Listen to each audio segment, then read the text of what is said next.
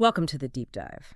We've got some really interesting material you sent in sources about Jesus' teachings on, well, the end times. Mostly from Matthew 24, but also Mark and Luke's accounts. Right. And our goal today, really, is to unpack these passages, not to get lost in, every single prediction, but to understand the core message. Yeah, and the context. Because these texts, Matthew 24 especially, they come up a lot. They do. And maybe you've read them and thought, hang on, wars, famines, earthquakes. Haven't we always had those? How are those specific signs? Exactly. It's a common question, maybe even a bit of skepticism there. And that leads right into the confusion around the disciples' questions. Remember how it starts. Right after Jesus drops that bombshell about the temple, that not one stone will be left on another. A huge statement. Yeah. So they pull him aside privately on the Mount of Olives, and Matthew 24 tells us they ask this two-part question. Tell us, they say, when will these things happen? Referring to the temple destruction, presumably. And what will be the sign of your coming and of the end of the age? Two distinct things. The temple, and then the bigger picture, his return in the end. And how Jesus answers this is key. So what's his immediate response? Does he give them a date? Not at all. The very first thing he says, and he repeats it, is take heed that no one deceives you. Deception. That's the starting point. Yeah. It suggests his primary worry wasn't necessarily about pinpointing the exact moment, but about people being led astray. Deception. Like false prophets or maybe misinterpreting events. Probably both. Yeah. First century Judea was, it was a hotbed of messianic expectation, different groups, different ideas. So false claims, people twisting events to fit a narrative that was a real danger. Okay, so he warns them about that first. Then he gets into the stuff that, tends to grab headlines today. Right. Wars, rumors of wars, nation rising against nation, famines, earthquakes. The list that makes people today go, see, it's happening now. But then Jesus adds that crucial qualifier, doesn't he? Straight away in verse 6 of Matthew 24. Ah, yes. See that you are not troubled, for all these things must come to pass. But the end is not yet. Exactly. The end is not yet. He's listing things that will happen, things characteristic of the age, perhaps.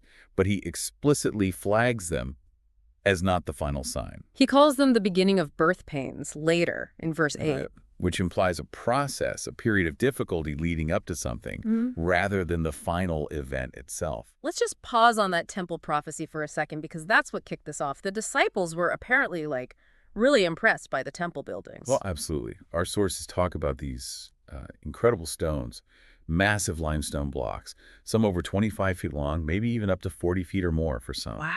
Fitted together perfectly, no mortar. It was an absolute marvel, a huge symbol of their faith and nation. So for Jesus to say, not one stone here will be left on another. It would have been completely staggering, unthinkable almost. It gives their questions so much urgency. And we know, historically, that it did happen. The Romans destroyed it in 70 AD. Only parts of the retaining wall remain. Precisely. So that part of the prophecy was fulfilled relatively soon, in their generation, really. Okay, so they asked their two-part question. When will these things, the temple, happen? And what's the sign of your coming and the end? And Jesus's answer seems to mix them up. It does seem that way. It's not like, okay, answer A for the temple, answer B for the end times. As you read through Matthew 24, it feels like he weaves back and forth. Can you give an example of that weaving? Sure. So verses 4 through 8, the warning about deception, the wars, famines, those seem like general signs, maybe applying to the lead up to 70 AD, but also beyond. Okay. Then verses 15 to 20 get very specific about Judea fleeing to the mountains, the abomination of desolation, mentioned by Daniel, which many link directly to the events surrounding Jerusalem's fall. Right, that sounds very localized. But then verses 9 to 14 talk about persecution of believers, betrayal, lawlessness, but also the gospel going to all nations before the end. That sounds broader. And then verses 21 to 31 describe a great tribulation, unlike anything before, cosmic signs, the Son of Man coming on the clouds. That feels much bigger than just Jerusalem. Exactly. It seems to shift scope. And then verses 30 to 35, the parable of the fig tree, seem to point back to the signs being fulfilled within that generation, likely referring to the temple's destruction again. But immediately after that, verse 36, he says, but concerning that day and hour, no one knows, referring to his ultimate return. Right. It's this constant interplay. So the big question is why? Why structure it this way? Why not just give two separate, clear answers? Yeah, what's the thinking there? Well, one strong possibility is that this structure makes the message relevant across time. The immediate listeners, the disciples, they absolutely needed to understand the signs pointing to Jerusalem's destruction. They needed to flee, as Jesus warned. Okay, immediate relevance for them. But by weaving in language about his ultimate return and the end of the age, the message also speaks to all future generations living between his first and second comings. So the fall of Jerusalem becomes almost like a pattern or a foreshadowing. Possibly, like a historical event that illustrates the kinds of things, the principles that will be at play on a larger scale later on. It's like how language evolves. How do you mean? Well, think about saying bless you when someone sneezes. Today, it's just polite, right? But originally, people genuinely thought you might sneeze your soul out or that a sneeze let demons in. Oh, right. The context changes completely. Exactly. Or saying go with God or stay with God. We use them as farewells, sort of figures of speech. We don't literally mean God isn't everywhere else. The original weight might fade, but the phrase persists.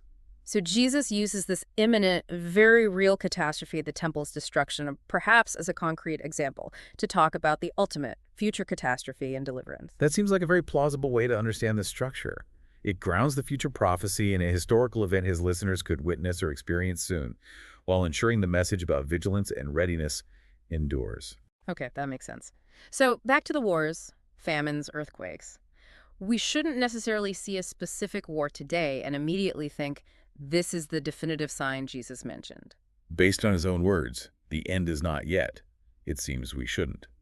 He presents them as things that will happen, part of the birth pains, part of the reality of this age, but not the final, unambiguous trigger for his return. The emphasis keeps coming back to not being deceived, being watchful. Vigilance, discernment, yes. Not being swayed by every crisis or claim. But he does give one condition that sounds more specific, doesn't he? In Matthew 24:43. Ah, yes. That's a very significant verse. And this gospel of the kingdom will be proclaimed throughout the whole world as a testimony to all nations. And then the end will come. That sounds much more like a prerequisite. It does. It shifts the focus from just passively observing negative world events to the active global spread of a specific message to the gospel.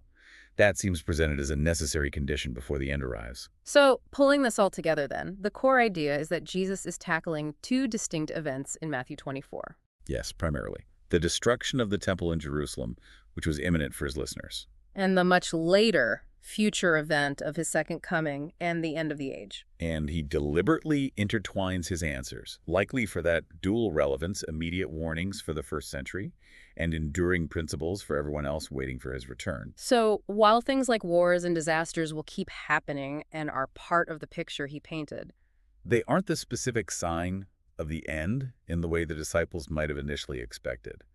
The emphasis remains heavily on discernment, avoiding deception, and readiness. And maybe that specific condition about the gospel reaching all nations. That definitely stands out as a clear benchmark within the text itself. Okay, so here's something for you, our listener, to think about.